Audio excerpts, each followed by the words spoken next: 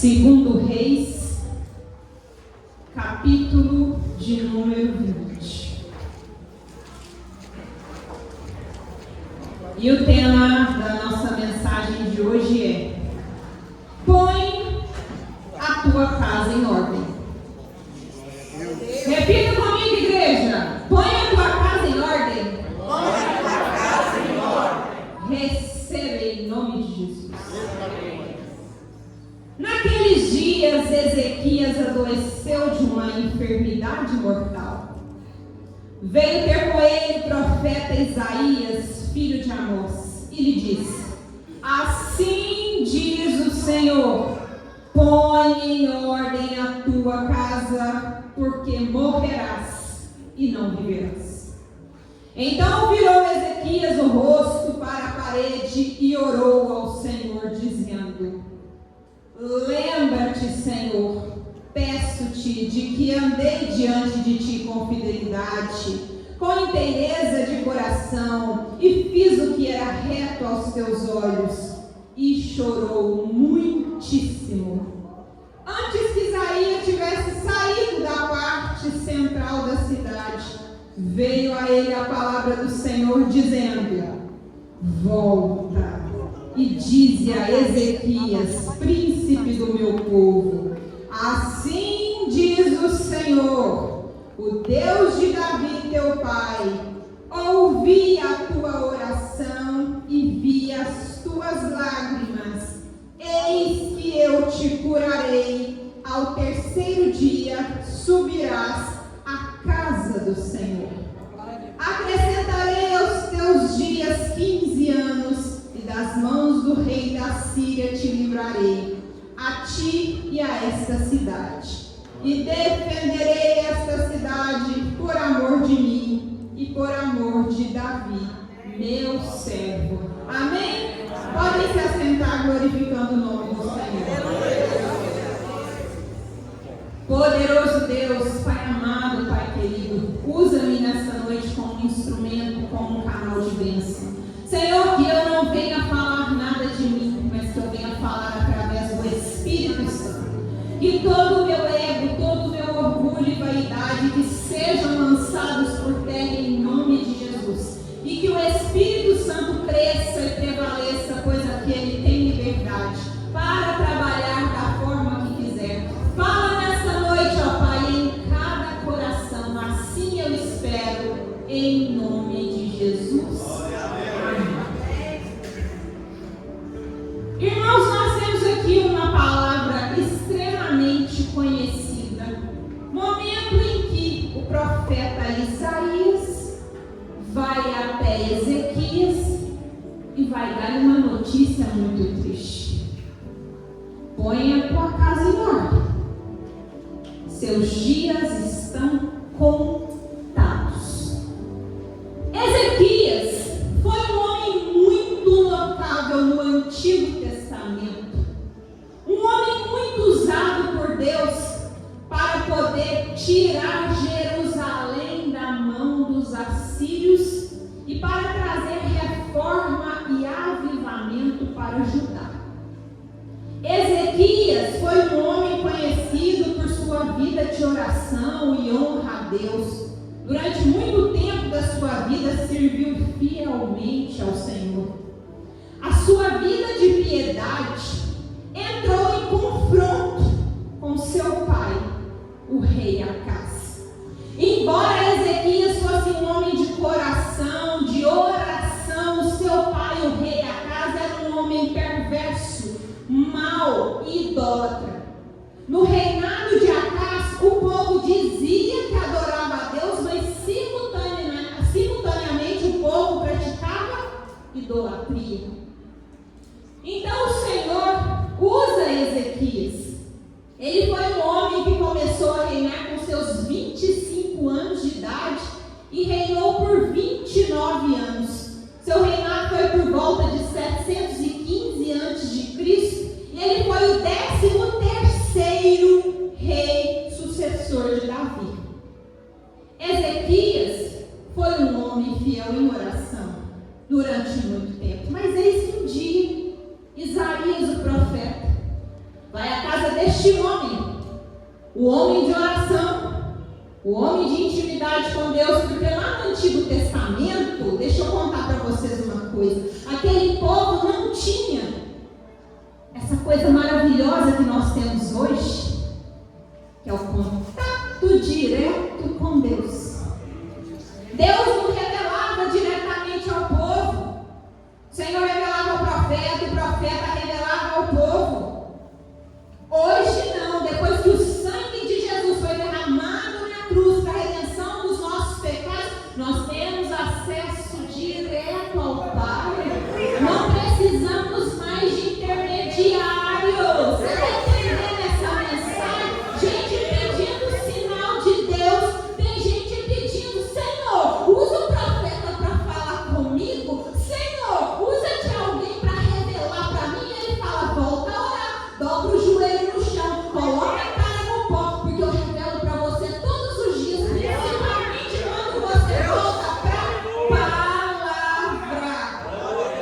Sai desse evangelho de prosperidade. Deus vai te dar, Deus falou, Deus esse, Deus aquilo. Deus está te chamando é para arrepender.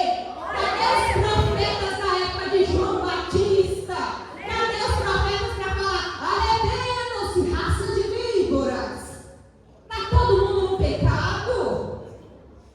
Essa palavra não foi direcionada somente a Ezequias, não. O homem orava, tinha intimidade com Deus, mas o Senhor fala para ele: põe a tua casa em ordem. Os teus dias estão contados. E nesta noite o Senhor me trouxe aqui para falar para vocês também, como uma voz profética. Aleluia. Põe a casa em ordem. Cada um aqui sabe aonde está a desordem. Não estou falando de casa física, não. Lá na sua casa bagunça, que você não arruma, isso aí a gente já sabe. Nós estamos falando também dessa casa aqui, ó. O templo do Espírito Santo. O crente ama pregar essa palavra. Nós somos templo do Espírito Santo. E a ponto de ler do irmãozinho lá fora que está usando droga, mas esquece que ele mesmo está no glutonaria porque não para de comer. Pecado dos grandes. Deixa eu lembrar para vocês uma coisa. Muito pouco falado na igreja. Uma das principais causas de morte no mundo, de acordo com a Organização Mundial de Saúde, é a obesidade. Obesidade é doença. E a gente fica só apontando o dedo do pecado do irmão. Fulano está no mundo, no convente. E você que já aceitou Jesus há tanto tempo e não dá bom testemunho? A gente ama mostrar defeitos dos nossos irmãos e nos esquecemos que a nossa casa está toda bagunçada. Pessoas que não saem de dentro da igreja, estão no círculo de oração, estão no culto de sábado, no estudo bíblico de domingo, no culto de domingo, mas quando chega em casa não conversa com o marido, não fala bom dia com os filhos. Casais que estão achando natural, lá no meu consultório, eu falo isso sempre nas minhas redes sociais, está cheio de casais pensando em divórcio e separação. Aí, grande parte é crente. Sabe o que é o discurso?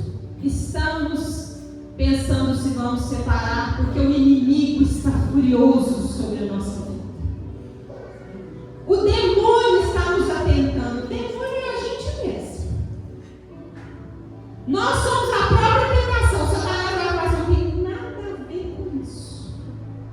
São eles mesmos. Casais onde cada um está dormindo num quarto. Não tem mais vida sexual ativa. Se diz que ia brigar comigo porque isso não é coisa de se falar na igreja. Não, peraí, mas quem criou isso? Não foi Deus, não? A palavra, quem conhece a escritura, está escrito lá para quem quiser ler. É melhor que ficasse só, mas se você não consegue segurar os prazeres da carne, case. Mas é obrigação do marido satisfazer os desejos da esposa e obrigação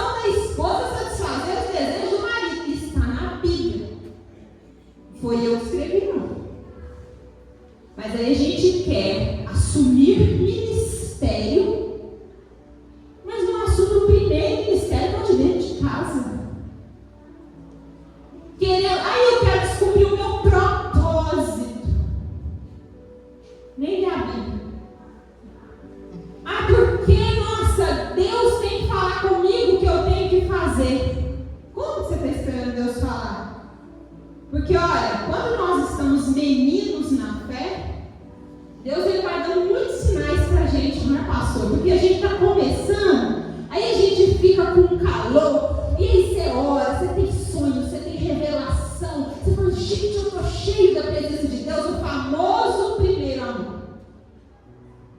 Aí você vai ficando assim, mais tempo de casa, aí você ora e você fala assim, você não tem fé mais, não?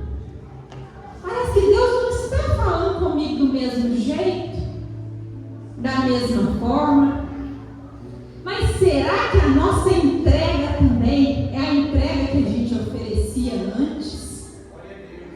Há quanto tempo não entregamos mais jejum? Há quanto tempo não oramos mais nas madrugadas?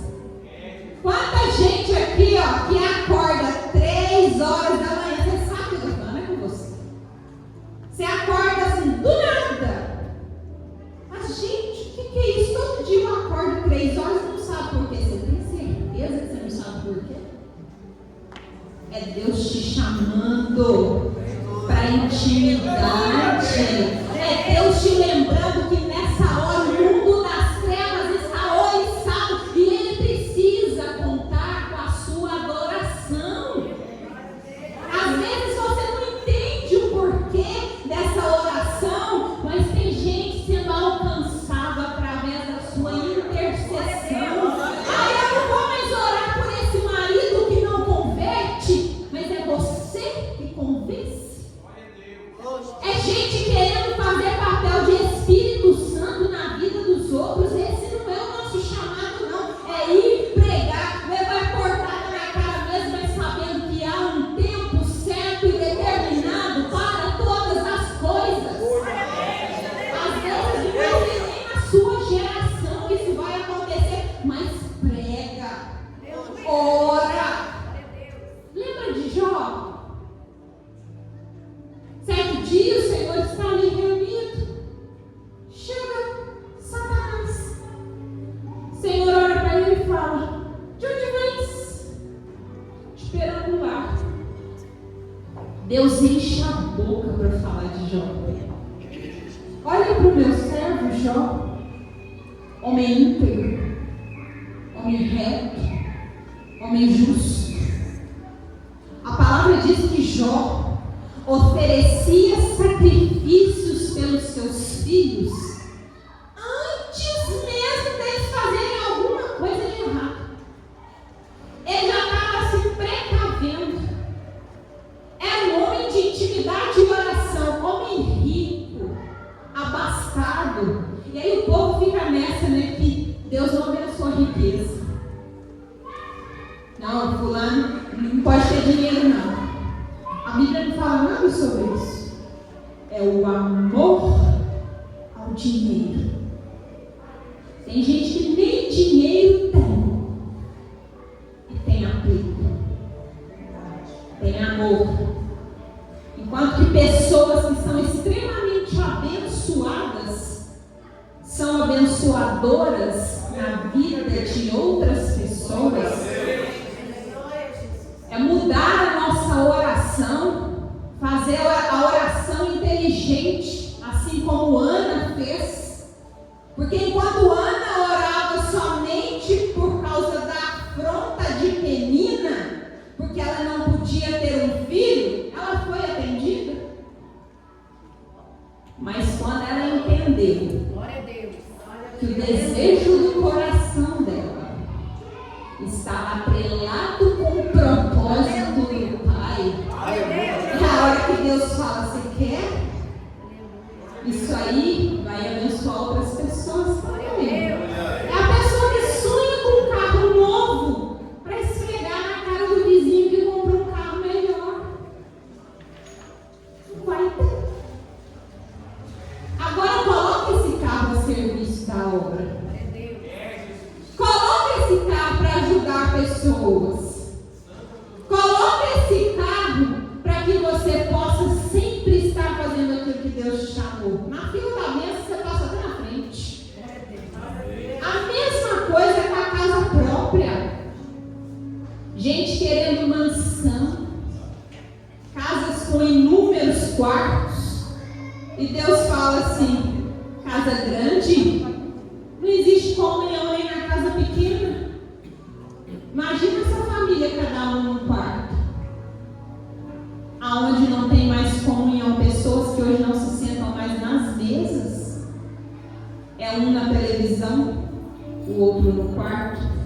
o outro na sala. Saudade das casas pequenininhas. Lembra quantos que dormiam numa cama? Tinha menino esparramado tudo quanto era lado. Lembra das mães fazendo as colchas de retalho? Era uma mãe remendando aqui, um menino puxando linha dali, o outro ali fazendo bagunça com o novelo, mas tinha comunhão. Não tinha energia elétrica, então acendia uma lamparina, tinha que reunir, porque se quisesse ficar na luz, tinha que estar lá. Agora hoje, as pessoas conversam dentro de casa pelo WhatsApp. Fulano, estou indo em tal lugar, nem vê a pessoa. O que a palavra está nos convidando hoje? Põe a tua casa em ordem. Eu não sei aonde está a desordem na vida de cada um, mas Deus sabe.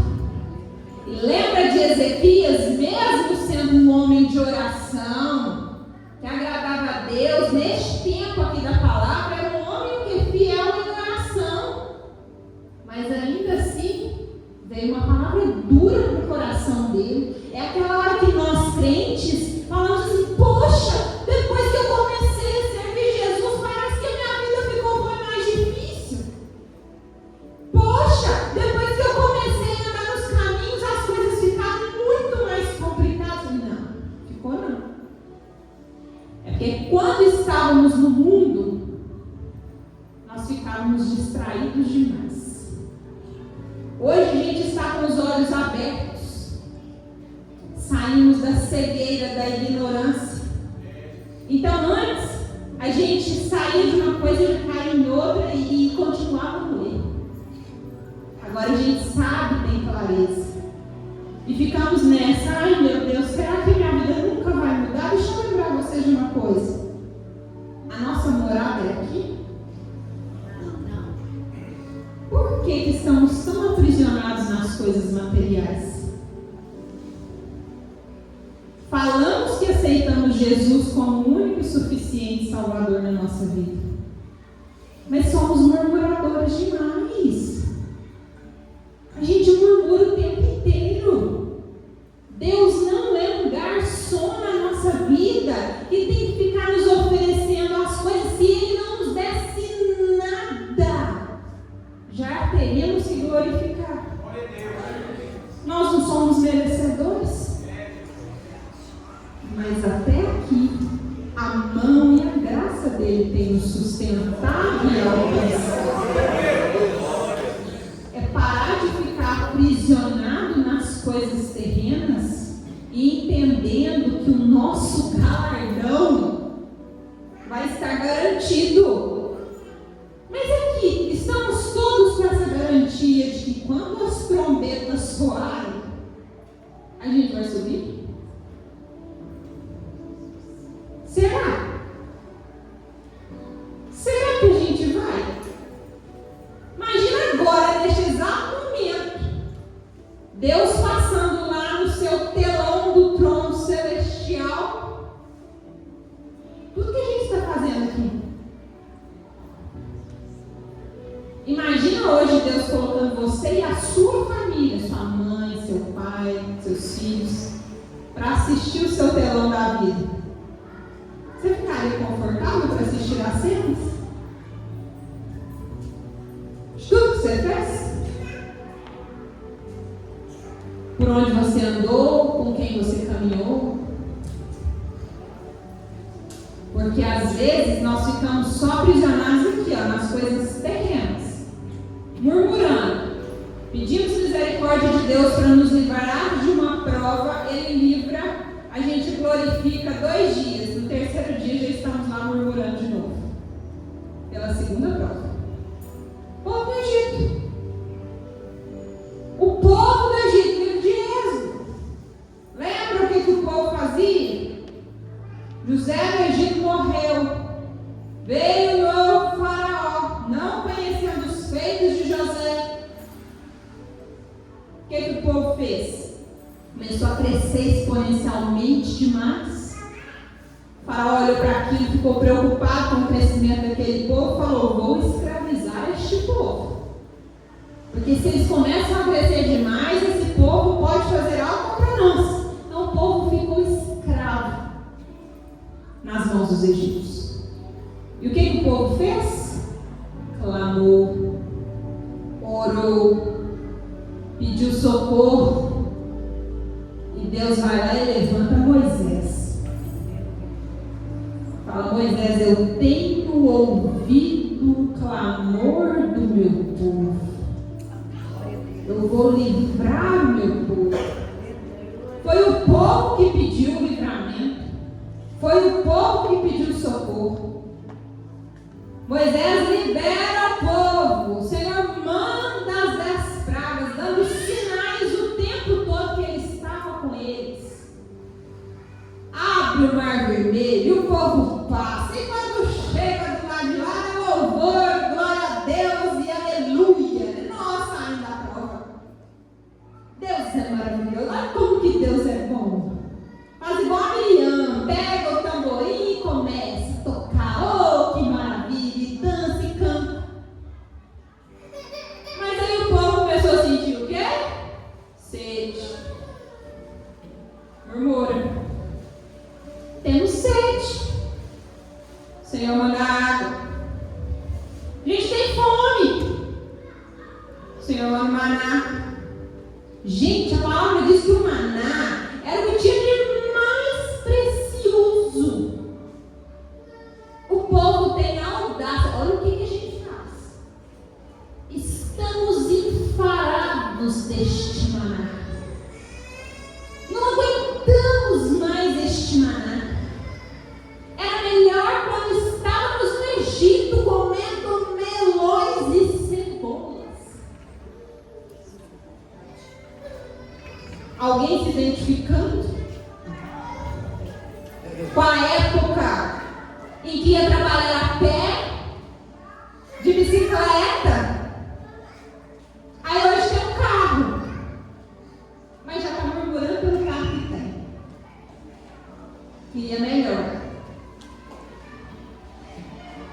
Está morando na casa, queria outra. Orou porque não aguentava mais ficar sozinha. Senhor, manda um varão, mandou o varão, agora você fica querendo a vida de solteiro. O que está bom para esse povo? Nem Deus mais estava aguentando a murmuração do povo. Deus queria destruir o povo. Precisou de Moisés interceder. Nós lemos a Bíblia, gente, a gente fica questionando a murmuração do povo. Mas nós estamos fazendo diferente? Fazemos igualzinho. Igualzinho. É hora de o quê? Voltar para a intimidade com Deus, pedindo perdão pelos pecados, colocando a nossa casa em ordem em todas as esferas. Esfera física, emocional, intelectual, espiritual. Cada um aqui sabe aonde precisa tocar. Porque quando a gente está numa vida de intimidade e sintonia, lembra de Ezequias? A palavra foi dura, mas diz o texto que ele chorou muitíssimo. É você que tem chorado muitíssimo também. Mas é um choro de murmuração. É um choro de revolta. Lembra de Ezequias, que quando ele chora, ele lembra ao Senhor dos seus feitos. Ele lembra ao Senhor da fidelidade. E é a hora que eu pergunto para você aqui nesta noite: se você dobrar o seu joelho hoje e pedir clamor a Deus, você se orgulha da intimidade que você tem com Ele ou se envergonha? Porque aqui Ezequias, quando clama, antes que o profeta chegasse no centro da cidade, o Senhor fala: Isaías, volta. Diz a ele que os dias serão prolongados. Diz que os dias serão prolongados. Mas tem que andar onde? No eixo. E para fechar isso aqui nesta noite, eu quero compartilhar com os irmãos o motivo pelo qual eu trouxe essa palavra. Porque eu me senti como Ezequias nos últimos dias. E eu fui muito grata a Deus. Eu não mereço, mas Ele foi muito misericordioso. Deus colocou uma bênção tão grande na minha vida, mas tão grande que ninguém sabe. Nem minha mãe sabe. Era tudo que eu queria. E eu falei assim, glória a Deus, dobrei meu joelho e agradeci. E fiquei cantando lá em casa e orando e agradecendo. E naquela hora, eu estava quase que voando dentro do meu quarto. Só quem tem intimidade sabe o que é isso. A hora que você está orando em língua, você está cantando, você está orando, é tudo ao mesmo tempo. Você sente que o chão saiu do pé. E dando glória, eu só senti um balde de amor em mim falando assim: a enfermidade está batendo a porta. Eu falei assim, hã? O Senhor falou comigo com estas palavras: um câncer está sendo lançado sobre a sua família. Ô gente, eu estava dançando. Eu me senti igual a Ezequias. Também chorei muitíssimo. Só que eu estava lendo um livro que falava sobre isso, propósito. E ele falava o tempo todo sobre isso. As doenças, enfermidades, dificuldades também servem para glorificar o nome do Senhor. É suportar o processo. Aquilo acalmou meu coração de uma maneira que vocês não têm noção. Acordei outro dia de manhã, fui lá na sala da minha mãe. Eu estava numa plenitude com a notícia de um câncer na família, gente. Cheguei lá, minha mãe, que é isso? Que euforia que é essa? Assim, me te contar uma coisa. Ok. Deus falou comigo nesta noite que um câncer está sendo lançado sobre a nossa família. Gente, a minha mãe quase desmaiou. Já falou que era com ela, não sei o que eu não queria falar, porque eu sei quando você fala, e essa boca sua, não sei o que. Eu falei, mãe, ele não falou com quem é. Eu só estou prevenindo, porque quando Deus fala, Ele cumpre. Que já estejamos preparados para passar pela prova. Depois desse dia, não sei para quem fala isso, minha mãe, boca de sacola, né? Ele quase fez comigo igualzinho ele fez lá com o marido da Isabel, me deixa muda para ver se não fala. Aí minha mãe falou assim, Fábio, eu tenho certeza que Deus falou com você com quem era. Eu falei, mãe, não falou, se tivesse falado eu te falaria. Não falou. Passa 2 dias, vai a Fabiola para consulta, os exames dela. Chega lá, vai que vai mostrar os exames. Joel olha para os meus exames assim, ela fez assim. Ela falou assim, eu estou achando que ele vai precisar repetir esses exames. E eu pleno, eu falei, por quê? Não, esse exame seu não está meio alterado. Eu falei assim, câncer? Ela falou assim, eu falei assim, Deus não falou comigo. Ela também é crente, olhou para mim e pensou assim, tá doida? Quem recebe a notícia dessa e fica quieta? Aí não, Deus já falou comigo. Pô, mas nesse caso que está, eu não contei isso para ninguém. Na gravidade que estava, ela dizia que era metástase. Já tinha tomado o corpo inteiro, gente.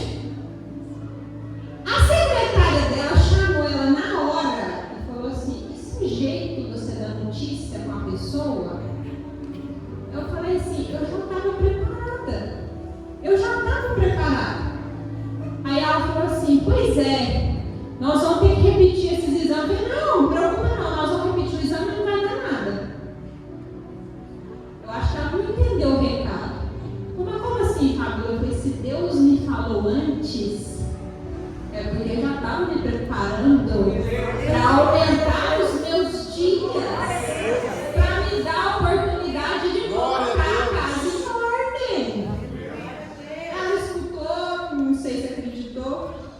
Fui lá refazer os exames. Meu jeito. Minha mãe só narrada no jejum, na oração, no dormir, e eu calminha na minha. Aí fui marcar a consulta com um especialista.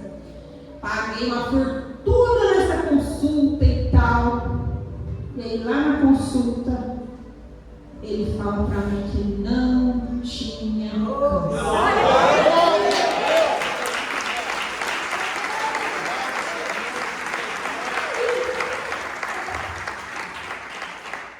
Só que tem um detalhe. Deus chama a gente para colocar a casa em ordem. Ele não só me livrou do câncer. Você está com diabetes. Você está com gordura no fígado. Gente, olha isso aqui, gordura no fígado. Eu tive vontade de rir. Aonde está essa gordura? No fígado, mas está aí. Vai colocar a casa em ordem. Só quem me acompanha de perto sabe, minha paixão é doce. Hoje eu não posso colocar uma gota de carboidrato na boca.